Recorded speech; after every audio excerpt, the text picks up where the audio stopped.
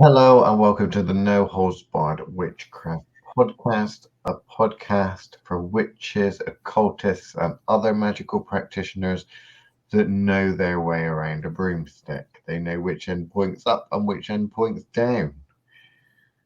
In it. Yes, Chris? No, Chris. 3 bags full, Chris. In it. Look what I've got. You see that? It's an egg-shaped rock. I found it outside today. I'm putting all of my woes into it. Oh, Yeah, I like it. It's good. all of your woes. For a while. I'm not entirely sure what to do, but seeing as it is a rock that's shaped like an egg, I'm thinking I might plant it.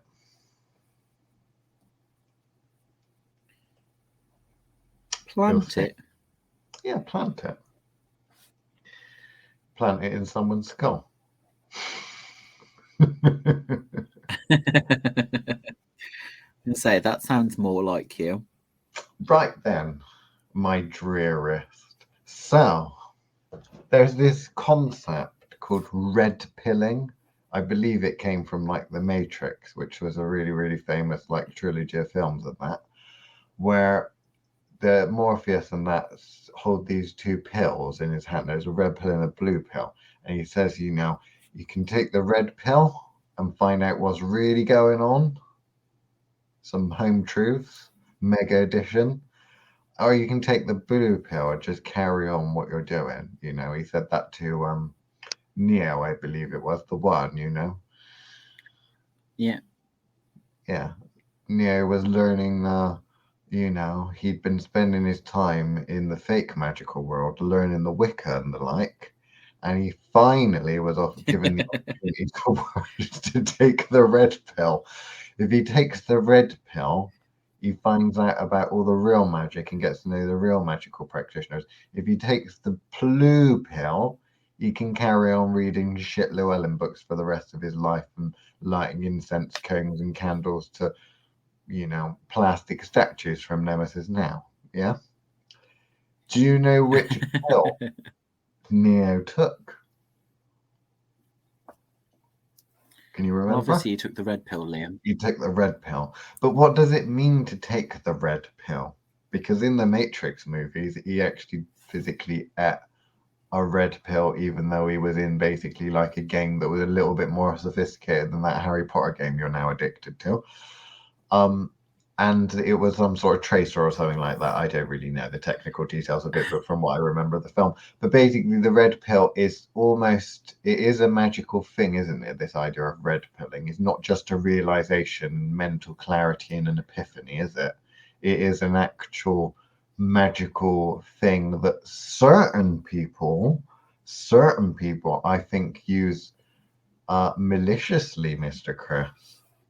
Are you aware of that? Oh, do they? Yes. I think certain people use red pills, or red pilling, as they say, magically speaking. They send that sort of magical energy and such towards people that annoy them, but that when they're caught doing it, they then turn around and say, no, red pilling is not like a hexing and a cursing. It's just as fucking devastating often to the person.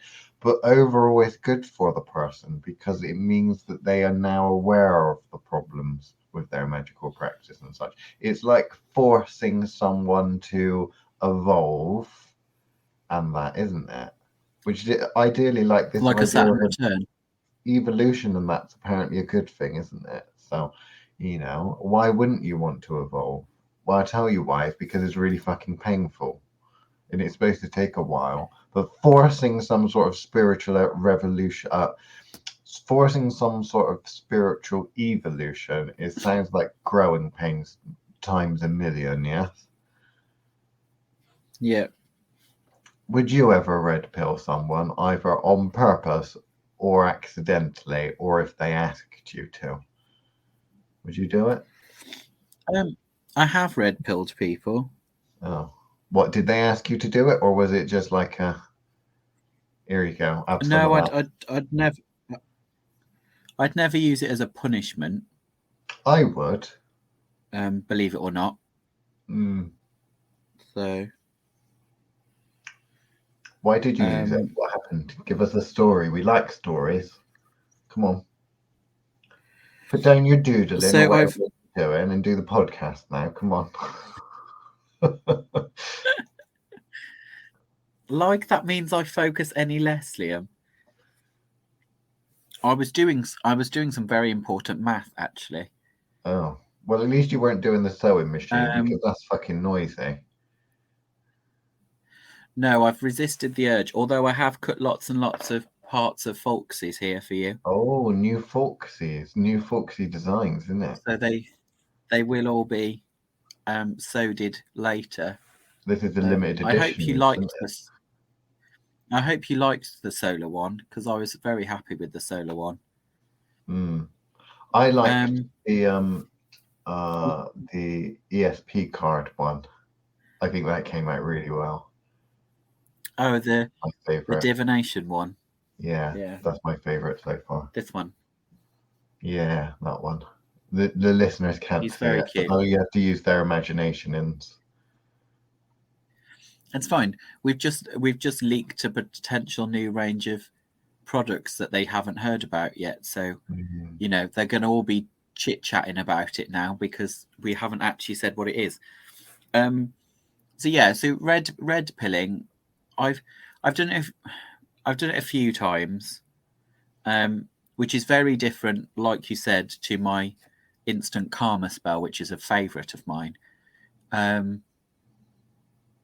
But yeah, it's the closest way I could call it is like bringing someone's Saturn return early. Like, but all of their Saturn returns at once, kind of not just the next one, but like all of them coming at once. It has the potential to make a person shit their pants, I think, in terms of the volume of information that person can end up with. So I've only used kind of smaller versions of the red pill in that sense, like not giving them full access. Often as a teaching aid, where someone is when I've temporarily given them full access to what, or push them down the rabbit hole a little bit further. I do like that bit of the Matrix where they are literally following a white rabbit, like it's part of the ploy at the beginning of the first movie. That kind of like borrowing from Alice in Wonderland. I quite like that. So yes, I've used it in order to kind of give them a taste of what progression needs to look like with a, you know, stubborn student that doesn't want to move forward, or can't see the need to move forward. So again, not as a punishment, but as a teaching aid to go, this is what it could look like. You are not there yet. And when they don't believe me that they're not there, that it gives an opportunity to show. But that's a retractable red pill, not a permanent one. Whereas Neo was like ejected from his pod. Like it was an eject sequence, wasn't it, in the movie? So yeah. Whereas I feel like there is no turning back. Like that part, I don't think I've ever gone full red pill in that version, because that just sounds dangerous to me. Isn't that what the red pill is? Is the fact that you're forcing this kind of spiritual enlightenment and understanding on someone, and they're never really going to be the same after that. So now they've seen what's out there. It's like when people start to develop psychically or realize the magic's real for the first time, it's like, oh shit, this is something I never allowed for. Yeah. I think it's important though, because I think in some ways No Holds Barred kind of offers a kind of sneaky peeky view in that way, because we talk about on here we talk about magic at a level that most people are like, why would I need to go there? Like, it is that kind of we're no longer in that kind of safe part of magic where they're just a dabble in. I think some people call it Wicca. There's that kind of that part of it where it just looks pretty, and there's candles and all that kind of stuff, where it's very safe, or at least feels very safe, with lots of tools around and an aesthetic. And I think whereas when you get to the point where you're like, this is no longer playing, like if I cross this line, I won't have a choice but to play the game. I think there's that kind of drop off point where people have a major realization that magic isn't this nice, pretty thing with Disney colors and Instagram filters. Like, you know, it's no longer fun's the wrong word, but a game. I think that we're not playing anymore.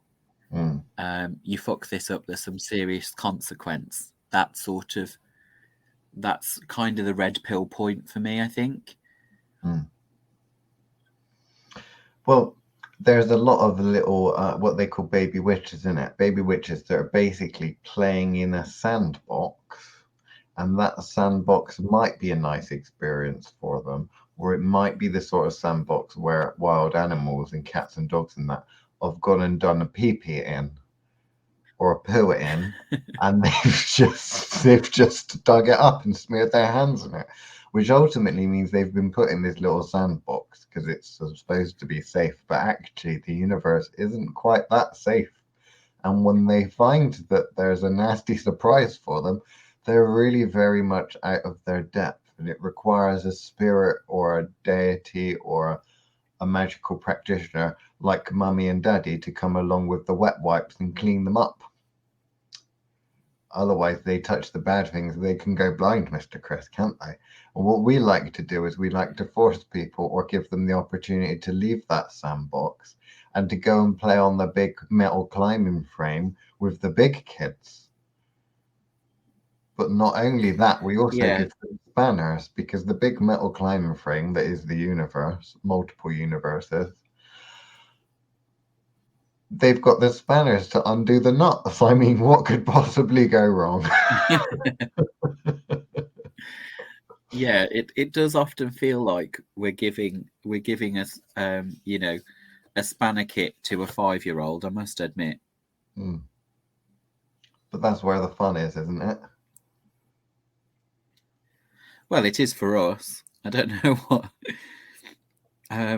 what the rest of them think about it, but you know, I find it amusing watching them kind of dismantle the universe. I find it very Obviously, telling that there's you're a certain part. I find it very telling that you're equating red pilling, some sort of red pilling spell or ritual or whatever, with instant karma. Because your instant karma thing is what you tend to do to people that you dislike or find annoying, and yet you're saying that it's kind of like that. But red pill is, no, it's not that bad, is it?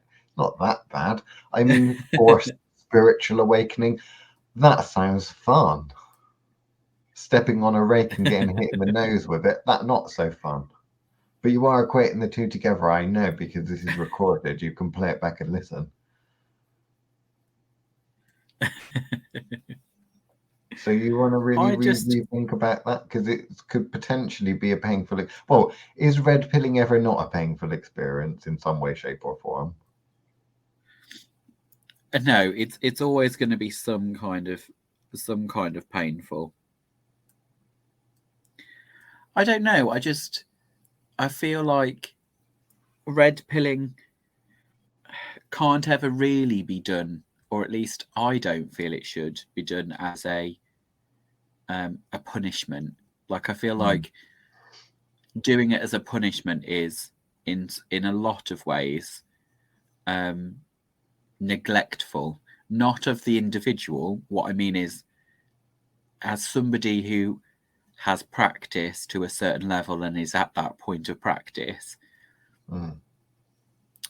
should respect the craft enough to not red pill someone for fun. Like, if you're going to red pill somebody, it's got to be a learning exercise, or it's got to be in order to, there has to be an outcome. Because I think otherwise you may as well just hand the person a straitjacket. Like, someone needs to be prepared or warned that they're about to experience the red pill, like with the Morpheus Neo moment of kind of like, there needs to be almost an acceptance of the red pill. And I feel like throwing it at somebody like it's a fun game, to me, just kind of crosses certain ethical lines, which you probably didn't think I had. But there is that kind of part of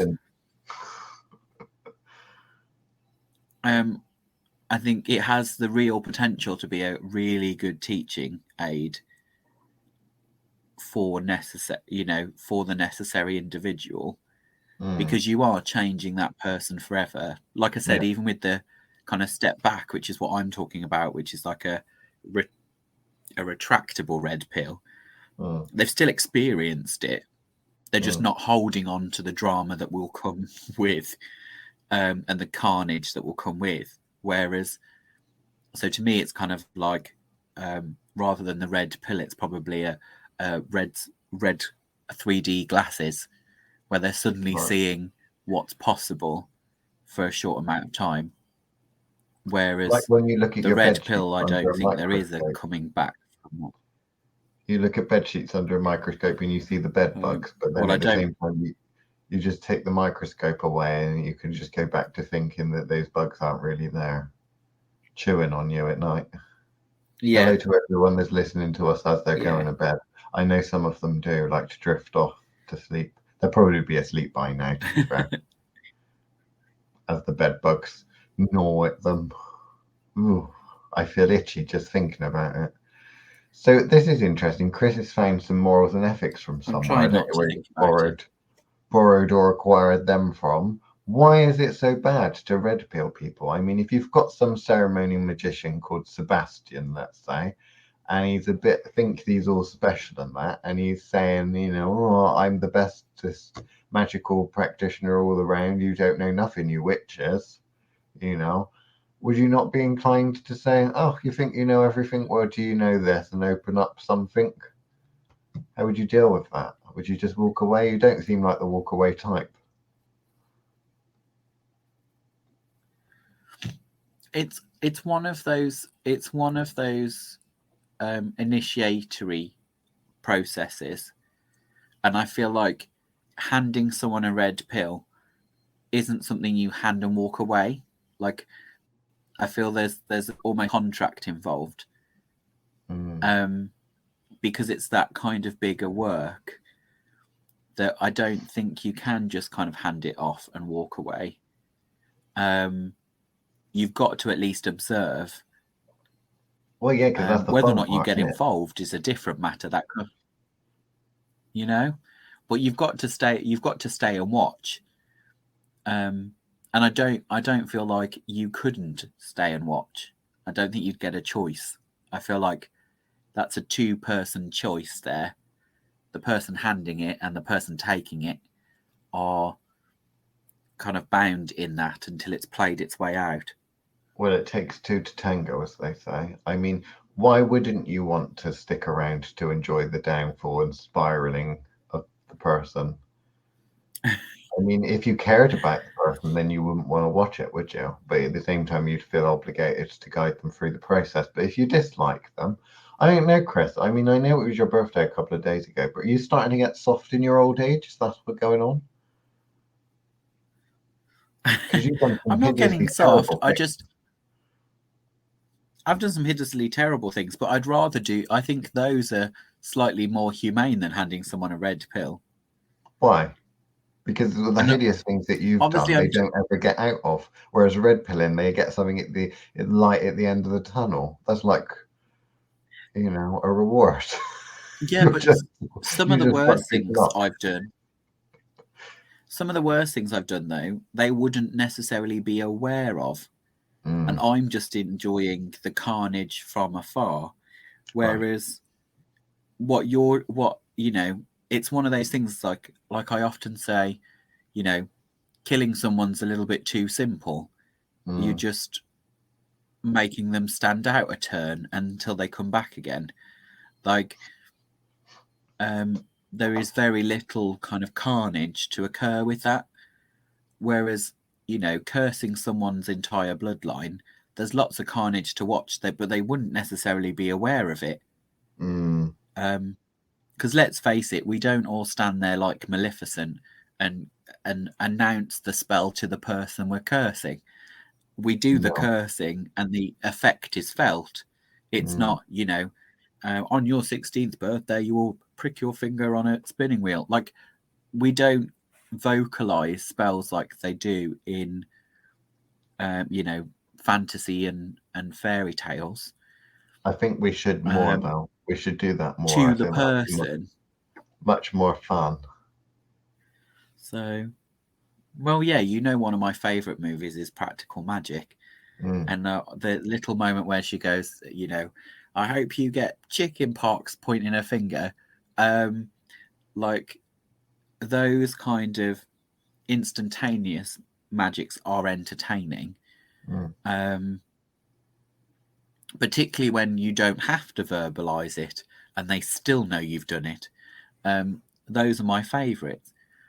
But yeah, whereas I feel a red pill, there is no escaping the fact that you've done that. Like, you've handed it over. That person is fully aware that everything you're about to experience, see, have happened to you is all a result of that moment.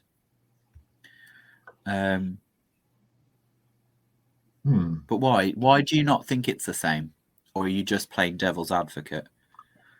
I don't know. I personally don't have a major issue with red pilling people.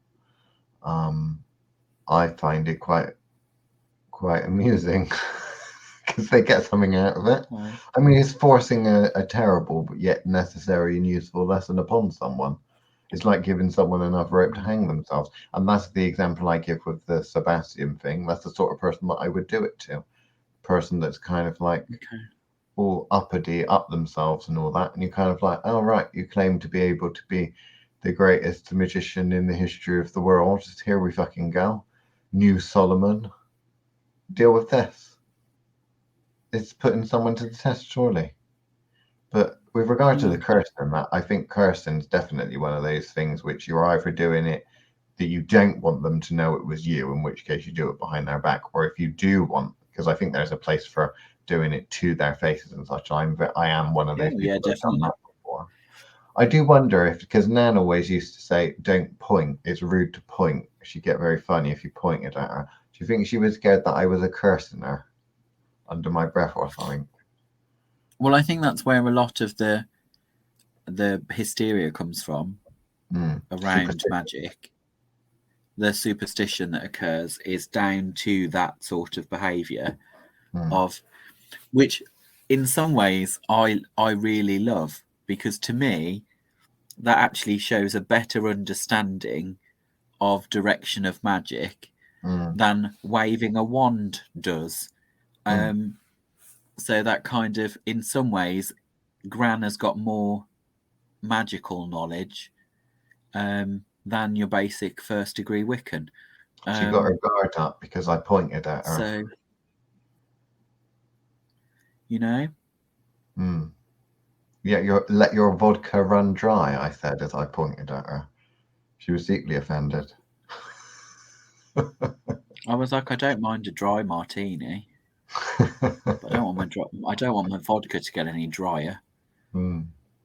Right. So what is your go-to? We've got 5 minutes left of the regular edition of the podcast.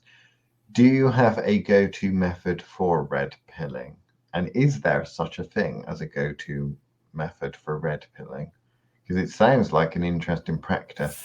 And most of the time with red pilling, obviously with the matrix and that, there's the concept of there being like a physical component to this. So Neo eats the red pill, like makes his choices in. He has to physically pick it up and eat it to show that he's made his choice, rather than just saying, oh yeah, he's actually had to do something to back up. Kind of like on those quiz programs where they have to lock their answer in, you know, that kind of thing. Yeah. Like pressing a button or something. It kind of feels like that. But what's your method of red pilling people?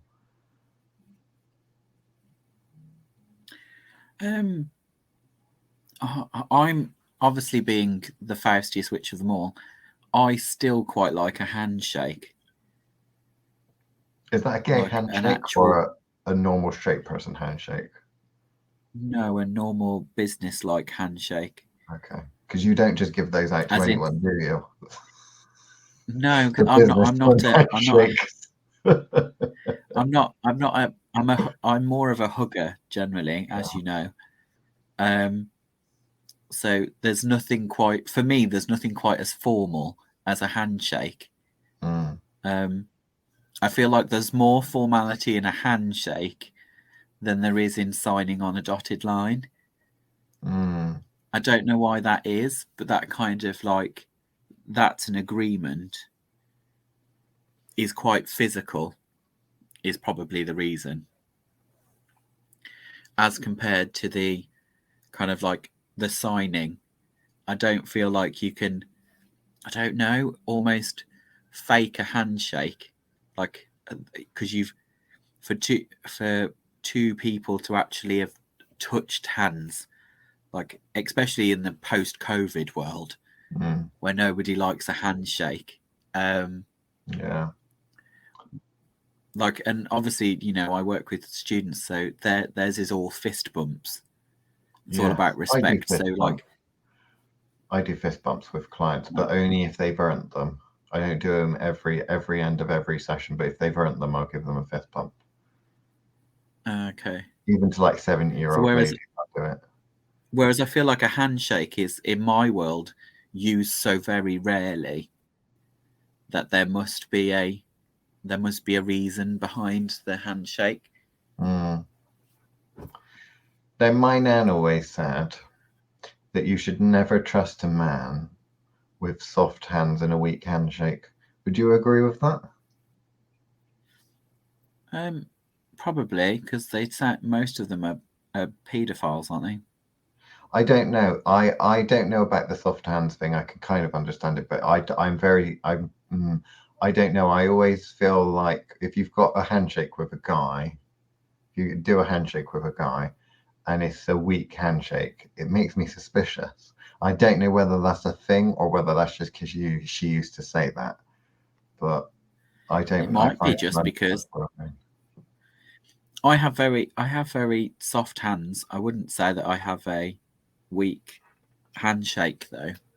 Yeah, it's just something feels about it untrustworthy, because if you're making a contract or an agreement by shaking the hand, if the hand doesn't feel like it's actually shaking, it feels like, you know, that thing you do creasers where you cross your fingers behind your back and that, it kind of almost feels maybe it's like that. Or maybe it's just because they're obviously, I don't know, what is it they call them, a snowflake? I don't know. I think a weak handshake shows non-committal. I think that's what it comes down to. Yeah. Is when you grip someone else's hand, it's an agreement. Yeah. And in that moment, that should be not a show of force. That's what I don't like. It's people who've got a too firm a handshake. But you kind of meet an appropriate level of knowledge that there is something there. I think when Nan's talking about a weak handshake, it's kind of non-committal, not showing presence, I think, is what she's getting at. And then the soft hands is normally referring to the fact that they don't do any work, I imagine. Probably. But a man with soft hands, meaning he isn't manual, is not man enough.